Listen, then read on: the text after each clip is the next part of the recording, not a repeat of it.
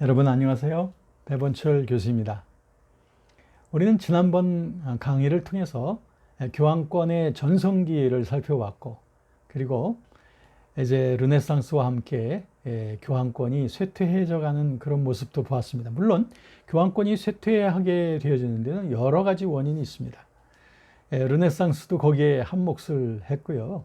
아무래도 십자군 운동의 그 지루한 운동을 통해서 많은 것들을 투자했으나 결국에는 십자군 운동에 성공을 가지지 못했던 것, 이것도 커다란 원인이 되겠고요.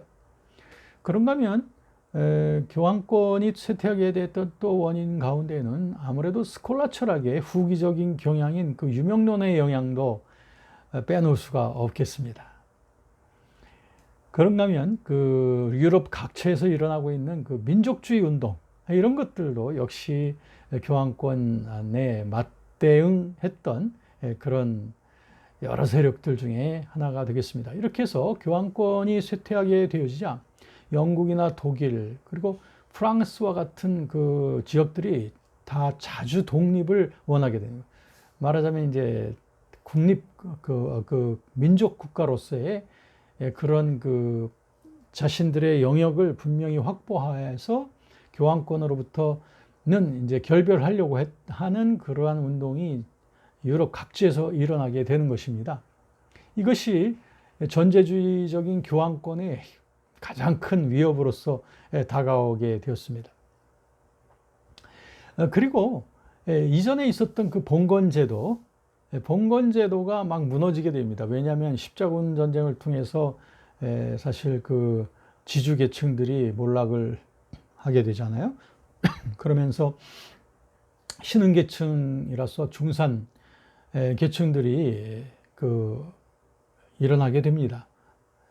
그래서 주로 이제 상업적인 그런 중산계층들이 일어나게 돼요. 이런 현상을 통해서 봉건제도를 기반으로 해서 되어졌던 그 교황권의 권위 체제가 상당히 그 무너져 가는 모습을 보게 됩니다. 이런 것들이 중세 교황권의 커다란 그 타격으로 다가오게 되는 거죠.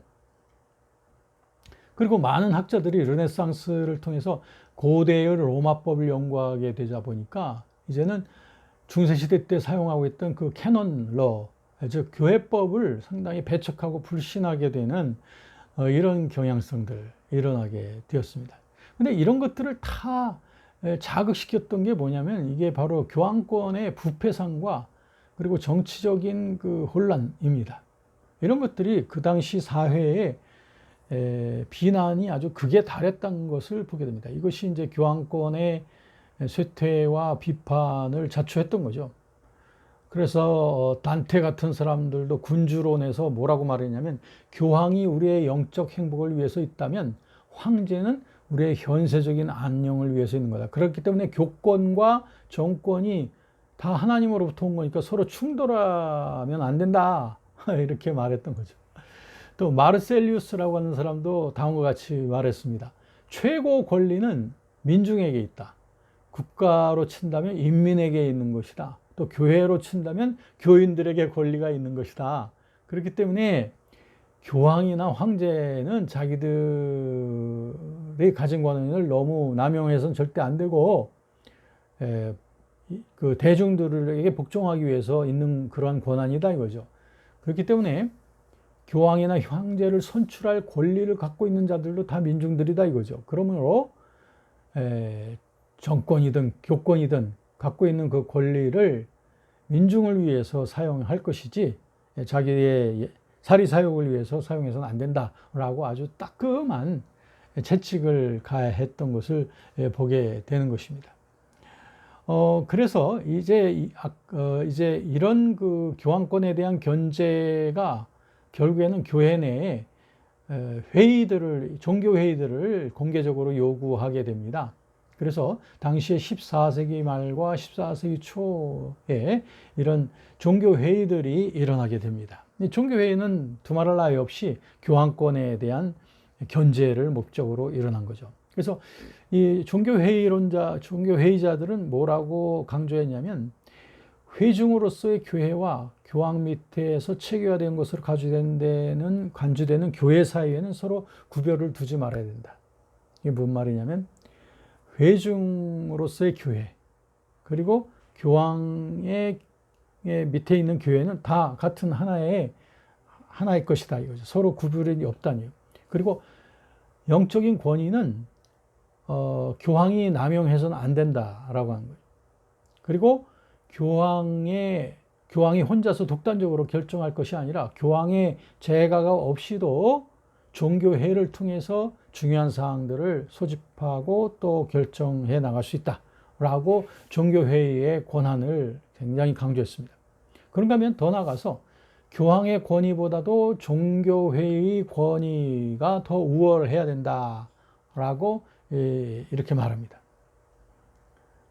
이렇게 그 종교회의의 권위를 주장하는 이런 회의주의자들이 점점 더 강하게 일어나게 됩니다. 그래서 파리 대학 학장의 제자였던 진 게르송 같은 사람은 교회의 타락을 회복하는 길은 기독교 국가들 가운데 서로 종교회의를 열고 그 종교회의를 통해서 권위 있는 결정을 해서 거기에 따르는 수밖에 없다. 교황한테 맡겨서는 안 된다라고 하면서 여러 회의들이 열리게 되어집니다. 그래서 1409년에 피사회의가 열리고 또 이어서 뭐 콘스탄스 회의, 바젤 회의 이런 것들이 열리게 되는데요. 이런 회의의 목적이 뭐냐면 바로 교황을 견제시키고 그 다음에 교회 내부를 개혁시키고 또 더 나아가서는 가톨릭 교회를 벗어나는 그 이단들을 억제하기 위한 그런 내용, 이런 내용들이 주로 물론 그 당시에 그 이단이라고 하는 것은 이제 당시에 15세기 정도에 벌써 일어나고 있는 소위 개혁주의자들이죠. 존 후스라든지 존 위클립 같은 이런 사람들을 이단이라고 이제 선언하는 일, 이런 것이 이제 콘스탄스 종교회의에서 이런 일이 있었습니다. 그래서 주로 이제 이런 종교회의를 통해서 주로 이런 결정 사항들을 보게 되었습니다. 뭐냐면 종교회의는 교황보다 더 위에 있다. 그 다음에 교황이 유럽 각국에 강제적으로 세금 징수하는 것은 제한한다. 그 다음에 성직자일지라도 죄가 있으면 처형을 해야 된다. 그 다음에는 장로와 집사 등도 하나님의 말씀을 자유롭게 설명할 수 있다. 물론 여기서 그 하나의 그 공식적인 설교 권한을 말하는 것은 아니지만 하나의 말씀을 풀어가고 말씀을 가르치고 할 수 있는 권한이 그것이 사제들에게만 있는 것이 아니다. 상당히 개혁적이죠. 종교회의에서 이런 것을 스스로 가톨릭 교회 내부에서 했다고 하는 것은 그만큼 가톨릭 교회 내부에서 이런 개혁을 매우 갈망하고 있었다라고 하는 것을 볼 수가 있습니다. 물론 이 종교회의의 결정이나 방향이 종교개혁자들하고 같은 노선은 아니죠. 종교개혁자들은 완전히 가톨릭 교회를 불신하고 가톨릭 교회와 이제 대적을 했지만 종교회의자들은 이들이 그 교황의 권위를 제한시키고 교황의 권위에 견제하는 것이 목표였지 가톨릭 교회로부터 떨어져 나가는 것이 그들의 목표는 아니었기 때문이었죠. 이와 같은 종교회의의 결과들, 이런 것들은 어느 정도 앞으로 일어날 그 종교개혁자들에게도 뭔가 개혁의 빌미를 제공해 줄 수 있는 좋은 자료들이 되었었던 것을 봐요. 네, 자, 이렇게 이제 중세교회 후기로 가자 이런 종교회의들을 통해서 종교회의들이 일어나면서 결국에는 교황의 권위가 더욱더 축소되어져 가게 되었다. 자, 이렇게 말씀을 드리다 보니 자, 이제는 그 종교개혁이 일어날 만한 때가 되었구나 이렇게 느끼시죠? 그렇습니다. 이제 종교개혁의 하나의 새벽이 이제 찾아오게 되는 것이었습니다. 여러 가지 요인들이 이제 교황권을 상당히 압박해 들어가고 있었을 때 여태까지는 그 권리에서 아주 보란 듯이 그 일어나지 못하고 있던 사람들이 이제 교황권을 이제 직접적으로 지목을 하면서 비판하고 반대하는 이런 운동가들이 생기게 되었어요. 이 사람들은 어떻게 보면 16세기가 아직 찾아오기 전, 바로 전 시대, 15세기에 14세기 말과 15세기까지 이들이 활동했던 그 종교개혁 이전의 개혁사상가들이라고 이렇게 말할 수 있겠습니다.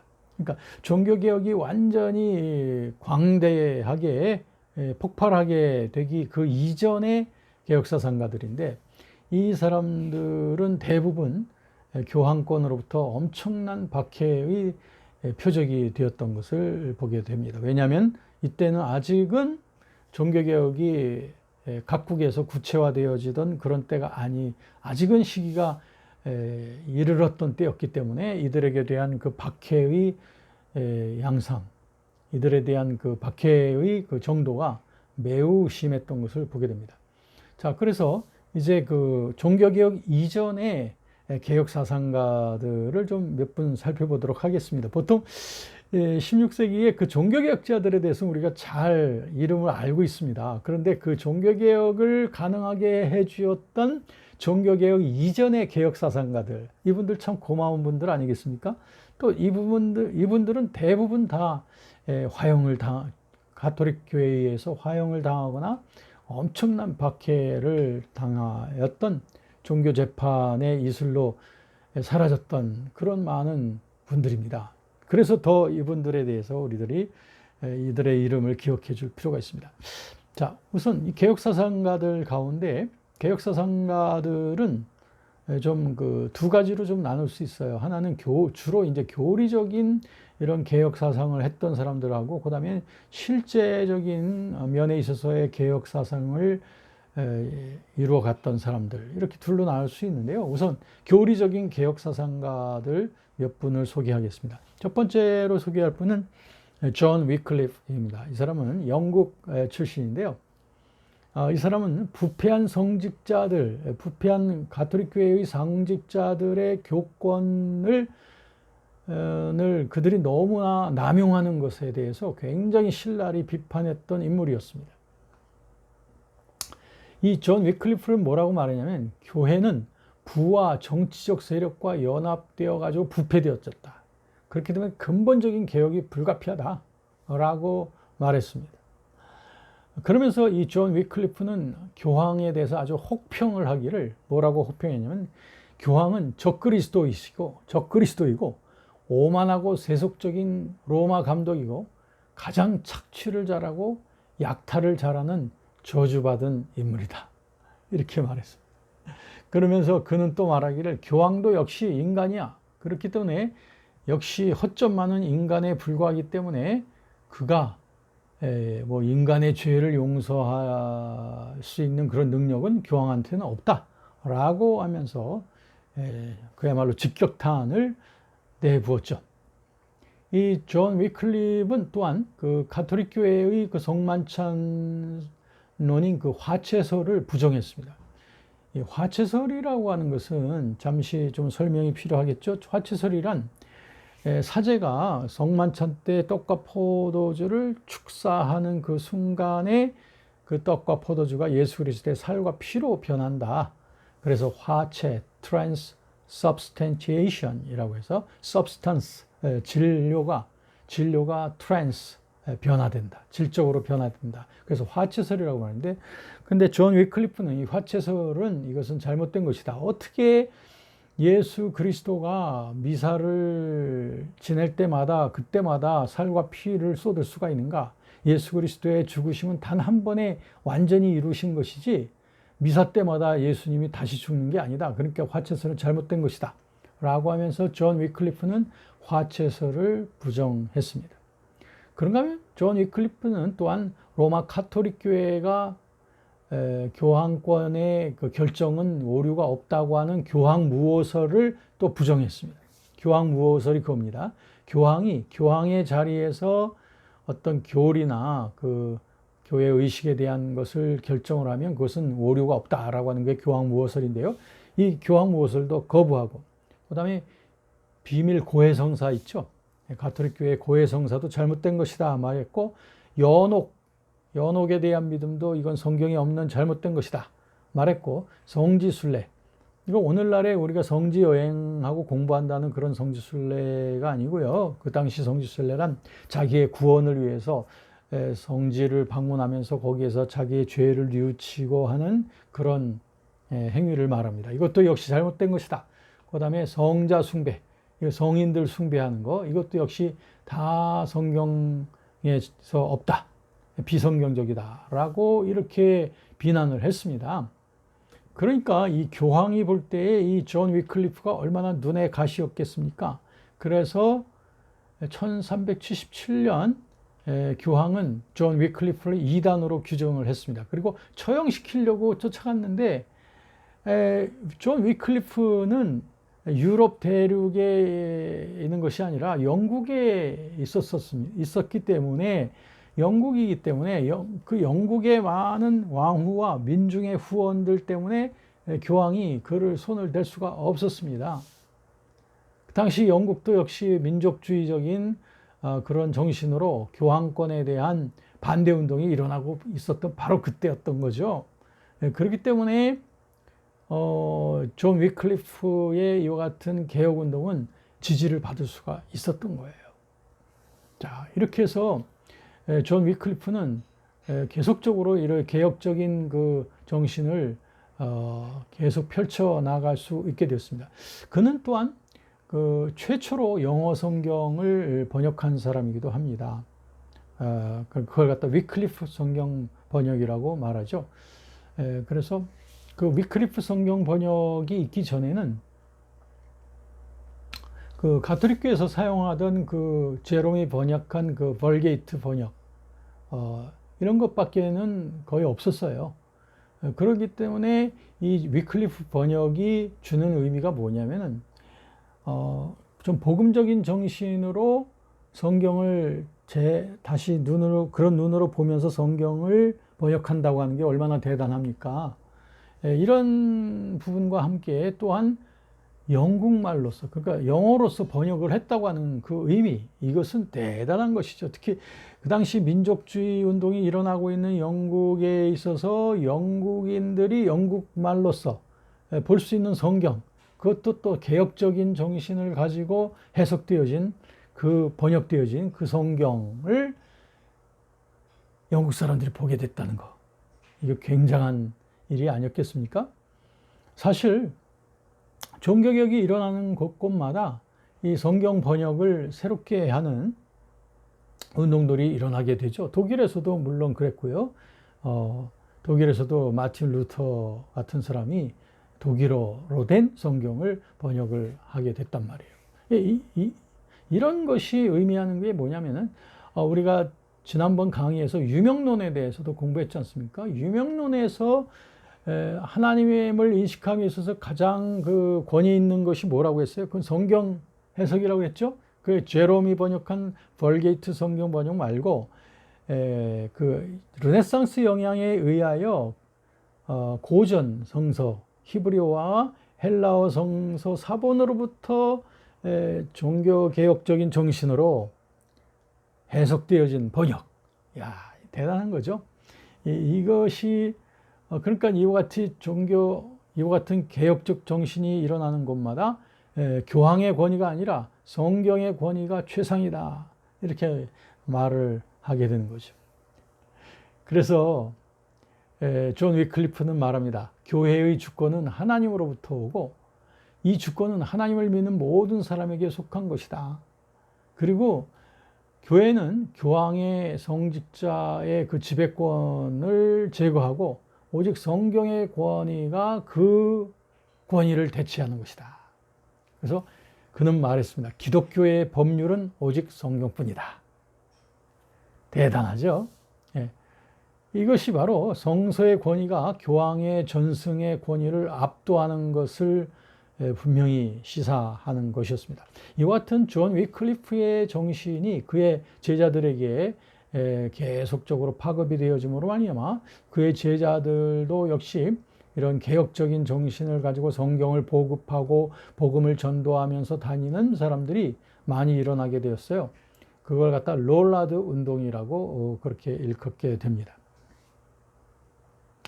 자, 또 한 사람 들어볼까요? 한 사람은 이제 존 후스, 얀 후스라고도 말하는 이 사람 보헤미아 출신인데요. 오늘날로 치면 그 체코 지역에 속하는데요. 지금도 여러분들 그 체코의 프라하 광장에 가면은 존 후스의 그 동상이 그 딱 서 있는 것을 볼 수가 있습니다. 이 존 후스도 아까 그 존 위클리프의 교훈을 상당히 추종을 했던 사람입니다. 그도 역시 그 교황권에 대해서 반대하고 그리고 성직자의 부패, 성직 매매 이런 것들을 반대하는 글을 많이 쓰고 강연도 많이 했습니다. 그러다가 결국엔 교황의 면죄부 판매에 대해서 공격을 하다가 결국엔 교황이 그를 붙잡고 그를 파문시키고 결국에는 교황의 모략에 걸려서 결국엔 화형을 당하게 되었습니다. 그러나 존 후스의 제자들은 그때부터 계속해서 하나의 보헤미안파 크리스천들의 그 형성을 이루게 되었고요. 이제 그런 보헤미안파 크리스천 형제들이 나중에 독일, 또 스위스 이런 지역으로도 또 건너가서 그러한 그 놀라운 또 부흥의 그 시대를 만들어가는 모습도 보게 되는 것입니다. 자, 이제 실제적인 그 개혁사상가로서 실제적 개혁사상을 특별히 그 병든 사회와 교회를 실제적으로 개혁해 나가는 이런 실천적인 이런 점에서 들 수 있는 사람은 사보나로라라고 하는 사람입니다. 이 사람은 이태리 출신의 도미닉파 수도사인데요. 그도 역시 이태리 사람들의 그 성직자들의 부도덕함과 그리고 성직자들의 악습 이런 것들을 책망하기 시작합니다. 그러다가 그가 교황 무호서를 반대를 했다가 결국 교황에게 걸려서 1498년 화형을 당한 사람이 그 사보나롤라가 되겠습니다. 또 한 사람을 들어볼까요? 또 한 사람의 실제적인 개혁사상가 피터 왈도라고 하는 사람. 이 사람은 프랑스 사람인데 굉장히 부유한 상인 출신이었습니다. 그런데 그가 이제 예수 그리스도를 믿고 난 다음에는 그동안 쌓아왔던 모든 부와 명예들을 다 포기하고 그 대신 청렴한 생활 그리고 빈곤한 생활을 그 강조하기 시작했습니다. 그러면서 그는 마치 수도사들처럼 노방전도를 주로 실시하면서 그리고 성경을 암송하고 그 성경을 문자 그대로 실천하려고 애를 썼고 기도 생활 또 금식 생활 이런 것들을 많이 함으로써 이 피터 왈도와 그의 제자들은 이런 그 영성 생활의 깊이를 굉장히 추구를 했고 전도 생활 이런 것들을 많이 추구했고요. 그런가 하면 반대적으로 교권의 이런 제도성에 대해서는 상당히 반대를 많이 하고 비판을 많이 했던 사람입니다. 피터 왈더는 자기와 함께 또 그의 추종자들과 함께 교회의 허락을 받지 아니하고 여기저기서 설교도 하고 또 성경도 번역하고 하는 그런 일들을 하게 됩니다. 그러다가 결국 이제 교황의 권위에 대해서 많이 반대를 했죠. 그는 뭐라고 말하냐면 교황은 하나님의 음성을 거절하는 인간의 소리다. 이렇게 말하면서 교황을 불신하게 됩니다. 그러다가 결국에 이제 그 교황은 역시 그를 파문시켰고 결국에는 그는 그 피터 왈도와 함께 그의 그 제자들이 엄청난 그 박해를 당하게 되는 일을 경험하게 됩니다. 자, 이처럼 우리가 오늘 강의를 통해서 본 것은 말이죠.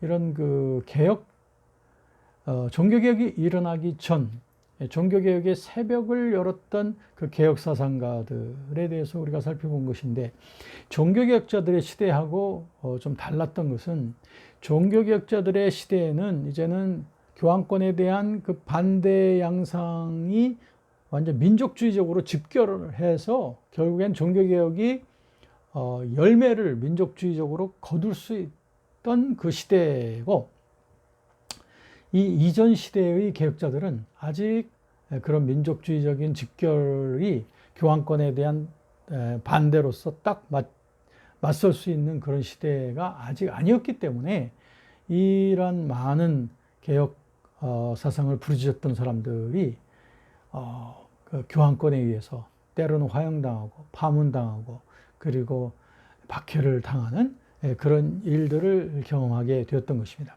그렇지만 우리가 역사적인 교훈을 찾아볼 때 바로 이러한 사람들의 그 희생이 없었다면 과연 16세기 종교개혁이 가능했을까? 아까 말했던 이러한 그 가톨릭 교회 내부의 종교회의들, 그리고 르네상스의 영향, 또 스콜라 철학의 그 유명론의 영향, 그리고 사회적으로 볼 때 민족주의적인 그 사회적 변화가 일어나는 것들, 또 봉건제도가 무너지고 하는 것들, 그런 것과 함께 이런 개혁사상가들의 활동들, 이런 것들이 결국엔 종교개혁의 문을 활짝 열게 해주는 그런 중요한 요소들이 되었다 하는 것을 살펴볼 수가 있었습니다. 여러분 감사합니다.